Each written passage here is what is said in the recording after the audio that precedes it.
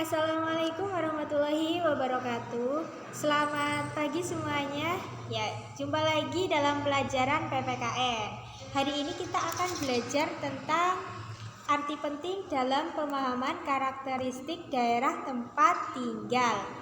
Masih bersama saya Erni Asriati.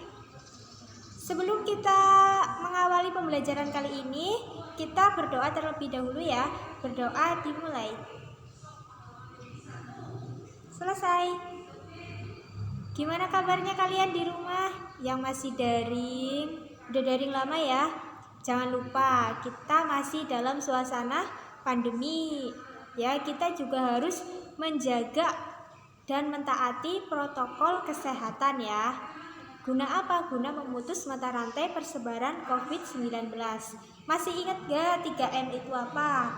3M. Yang pertama itu mencuci tangan. Jangan lupa kalian rajin-rajin mencuci tangan. Kemudian memakai masker ya. Ini penting banget ya, memakai masker. Kemudian yang ketiga itu menghindari dan menjaga jarak ya, menghindari kerumunan dan menjaga jarak. Kita masuk ke dalam pembahasan yaitu karakteristik daerah tempat tinggal. Seperti yang kita tahu, negara Indonesia itu punya banyak sekali daerah. Dari Sabang sampai dengan Merauke ya, dimana daerah-daerah tersebut itu memiliki ciri khas ya dan karakteristiknya masing-masing, tapi tidak untuk dijadikan sebagai siapa yang paling baik, siapa yang paling hebat kayak gitu ya, tapi kita jadikan sebagai kekayaan ya, kekayaan suatu negara yang harus kita syukuri, kita jaga. Untuk itu diperlukan adanya persatuan dan kesatuan. Seperti materi yang minggu lalu kita bahas yaitu materi makna persatuan dan kesatuan. Kita masuk kepada materi kali ini. Sebelumnya saya akan membahas tentang tujuan pembelajaran kali ini. Tujuan yang pertama yaitu mendeskripsikan perjuangan NKRI. Yang kedua itu ada memahami makna proklamasi ditinjau dari berbagai aspek. Di sini ada perjuangan menuju NKRI. Yang pertama itu mulai dari perjuangan di berbagai daerah untuk menuju proklamasi. Kemudian masa awal pergerakan nasional, Sumpah Pemuda, peristiwa Rengas Dengklok, dan proklamasi 17 Agustus 1945. Kita masuk kepada pembahasan awal perjuangan di berbagai daerah menuju proklamasi. Dulu setiap daerah ya itu melakukan perjuangan. Untuk apa? Mengusir dan melawan penjajah agar daerahnya itu bebas. Nah, di sini ada beberapa contoh yang dilakukan oleh berbagai daerah ya, contoh perjuangannya. Yang pertama itu ada perlawanan rakyat Demak dipimpin oleh Patih Unus. Kemudian rakyat Aceh, siapa? Cut Nyak Dien, Teku Umar, dan Panglima Kolim. Kemudian rakyat Jawa, Sultan Ageng Tirtayasa, Sultan Agung, dan Pangeran Diponegoro. Kemudian rakyat Kalimantan, Pangeran Antasari. Kemudian ada Sulawesi, nih Sultan Hasanuddin. Rakyat Maluku dipimpin oleh Patih Mura. Kemudian rakyat Bali dipimpin oleh Gusti Ketut Jelantik. Nah, mereka itu saling melawan penjajah dengan sekuat dan semampunya mereka ya. Mereka berusaha dan berjuang keras. Kemudian kita masuk kepada masa awal pergerakan nasional. Nah, masa ini mengalami perubahan strategi. Yang tadinya setiap daerah itu melakukan perjuangannya sendiri-sendiri. Maluku sendiri, Jawa sendiri, Sumatera sendiri.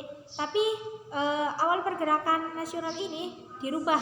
Mereka lebih bersifat nasional ya, lebih bersama-sama kayak gitu. Ayo kita melawan penjajah secara bersama-sama. kayak gitu. Dan juga tidak bersifat fisik lagi, tapi mengedepankan organisasi, kayak gitu. Nah, di sini ada contoh bentuk organisasi bersifat nasional. Ada Budi Utomo, kemudian ada Serikat Islam atau disingkat dengan SI. Kemudian ada Muhammadiyah dan Indis Partij. Nah, di sini juga ada contoh bentuk organisasi pemuda yang bersifat kedaerahan ya. Ini lebih kayak organisasi pemuda yang terorganisir tapi berada di suatu daerah. Nah, di sini ada Trikoro Darmo atau lebih dikenal dengan Jong Java. Kemudian ada Jong Sumateran. Kayak gitu ya. Dulu juga banyak sekali Jong-Jong yang ada di Indonesia ya. Nah, itu organisasi-organisasi itu juga berperan melawan penjajah. Kita masuk pada peristiwa Sumpah Pemuda. Nah, Kongres Pemuda 1 itu tanggal 30 April sampai dengan 2 Mei 1945. Tujuannya apa? Tujuannya itu untuk membina pemuda dan memajukan serta mempererat persatuan dan kesatuan bangsa. Hasil yang paling penting itu apa? Yaitu pengakuan dan penerimaan cita-cita persatuan Indonesia. Tahu nggak cita-citanya apa? Cita-citanya itu tercantum dalam pembukaan undang-undang, yaitu cita-citanya yang bersatu, merdeka, berdaulat, adil, dan makmur. Kita masuk kepada Sumpah Pemuda yang kedua, 27 sampai 28 Oktober 1928. Hasilnya itu adalah Sumpah Pemuda dan keputusan bahwa tiap organisasi pemuda melebur menjadi satu dalam organisasi Indonesia Muda. Nah, dulu ya, sebelum pembacaan teks Sumpah Pemuda itu didengarkan dulu lagu kebangsaan Indonesia, yaitu Indonesia Raya, karangan dari karangan dari siapa? W.R. Supratman. Nah, kemudian juga ada apa ya? Masih ingat nggak kalian bunyi teks Sumpah Pemudanya? Ayo, ada yang masih ingat nggak? Yuk. Yang pertama itu, kami putra dan putri Indonesia mengaku bertumpah darah yang satu, tanah air Indonesia. Kemudian yang kedua, kami putra dan putri Indonesia mengaku berbangsa yang satu, bangsa Indonesia. Yang ketiga, kami putra dan putri Indonesia menjunjung bahasa persatuan, bahasa Indonesia.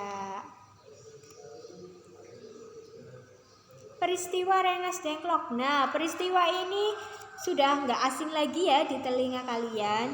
Peristiwa ini sangat terkenal kok dulu. Peristiwa ini terjadi pada tanggal 16 Agustus, 1 hari sebelum Indonesia merdeka. Nah, ini tragedi ini adalah penculikan Soekarno dan Muhammad Hatta yang dilakukan oleh golongan muda Indonesia, yaitu seperti Wikana, Hairul Saleh, kayak gitu ya. Mereka itu merupakan dari perkumpulan Menteng 31.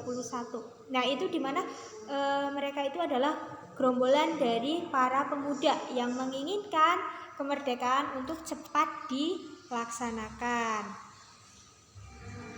Tujuan dari penculikan itu tadi apa? Tujuannya yaitu untuk menjauhkan kedua tokoh tadi, Soekarno-Hatta, dari pengaruh Jepang. Proklamasi 17 Agustus 1945. Nah, Indonesia merdeka ya pada 17 Agustus 1945. Di mana? Dibacakan di mana? Yo. Dibacakan di Jalan Pegangsaan Timur nomor 56 Jakarta. Tepatnya pada pukul 10. Nah, di mana itu adalah kediaman dari Soekarno. Proklamasi kemerdekaan itu menunjukkan kenyataan bahwa bangsa Indonesia itu dapat bersatu ya, bersatu dan berjuang melawan penjajah. Meskipun ya latar belakang masyarakatnya itu berbeda-beda dan juga berbeda-beda daerah tempat tinggal, tapi mereka bisa bersatu. Kemudian di sini juga ada makna proklamasi kemerdekaan ditinjau dari berbagai aspek kehidupan. Yang pertama itu ada aspek hukum, kemudian historis, aspek sosiologis, aspek kultural, aspek politis, dan aspek spiritual. Baik, kita bahas satu persatu ya. Mulai dari aspek hukum. Nah, di aspek hukum ini proklamasi itu sebuah pernyataan yang berisi keputusan, politik tertinggi bangsa Indonesia yang membuat hukum kolonial itu tidak berlaku lagi. Nah, jadi yang berlaku itu apa? Yaitu hukum Republik Indonesia. Jadi kita nggak memakai hukum dari negara luar lagi ya. Kemudian aspek historis, titik awal bangsa Indonesia sebagai negara yang merdeka dan menjadi titik akhir sejarah penjajahan yang ada di Indonesia. Kemudian kalau yang sosiologis itu proklamasi itu merupakan sebuah rasa bebas bagi bangsa Indonesia dan merdeka dari penjajahan. Kemudian di sini ada kultural ya.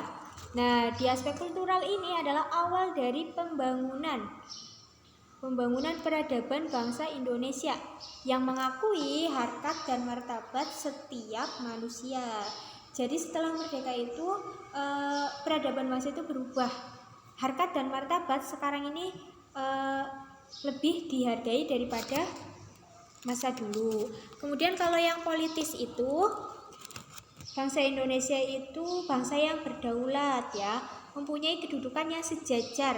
Intinya sejajar dengan negara lain. Kita diakui, kita udah merdeka, kita memiliki hak yang sama. Misalnya untuk bekerja sama dengan negara lain kayak gitu. Kita itu sejajar dengan negara lain. Kemudian ada aspek spiritual. Kemerdekaan ini adalah sebuah anugerah dari Tuhan Yang Maha Esa dan juga tidak lepas dari doa-doa segenap bangsa. Jadi tanpa doa-doa mereka kita nggak mungkin merdeka ya, nggak mungkin. Mungkin kita masih dijajah, tapi karena doa, usaha yang kuat dari mereka semua, kita merdeka sampai saat ini dan harus kita jaga ya. Kita jaga kemerdekaan kita, kemudian kita isi dengan hal-hal yang positif. Sebagai siswa ya kalian harus belajar dengan giat. Kemudian mengembangkan bakat yang kalian miliki kayak gitu. Kemudian di sini kita masuk ke tugas. Silahkan untuk tugasnya kalian buat mind mapping atau peta konsep ya tentang perjuangan bangsa Indonesia menuju proklamasi. Silahkan kalian buat sekreatif mungkin. Keluarkan bakat menggambar kalian pokoknya ya. Ini jangan lupa digambar di buku gambar. Kemudian agar lebih cantik lagi diwarnai. Hasilnya difoto dan dikirim lewat Google Form. Pembelajaran kali ini semoga kalian sudah paham ya. Jadi kita tadi belajar tentang perjuangan bangsa Indonesia, kemudian tentang proklamasi. Jangan lupa untuk belajar lagi ya. Kalian harus lebih giat lagi belajarnya. Terus juga jangan lupa belajar juga untuk pertemuan minggu depan, yaitu tentang mempertahankan persatuan dan kesatuan Indonesia. Cukup sekian. Terima kasih. Wassalamualaikum warahmatullahi wabarakatuh.